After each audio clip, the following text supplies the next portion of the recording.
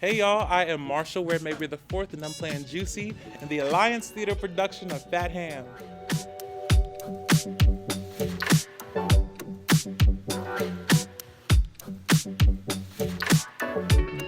During my collision year, I was just like an Atlanta theater kid, and I saw the shows and I would do reviews, but I remember they made me sit down and write a song.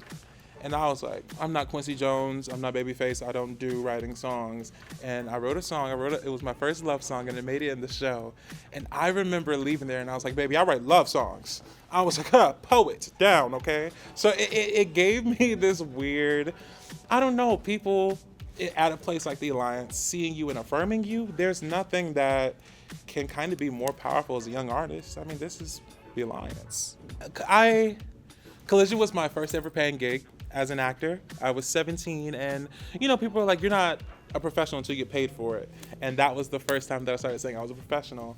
And there's still techniques from those workshops that I use every night before we start the show.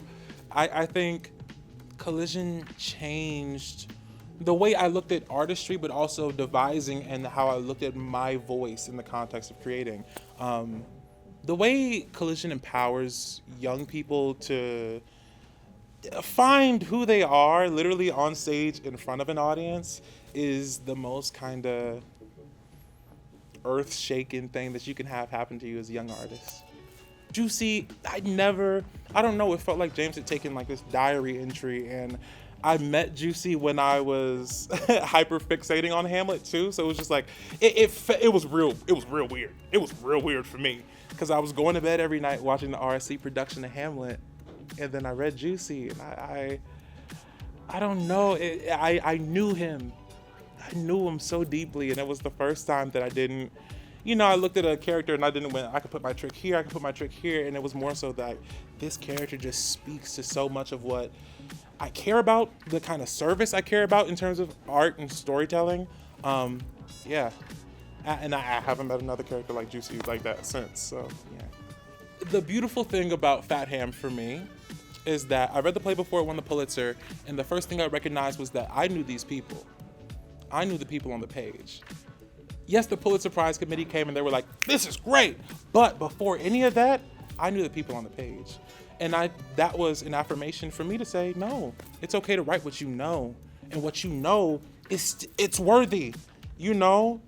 Fat Ham was worthy before it won any award.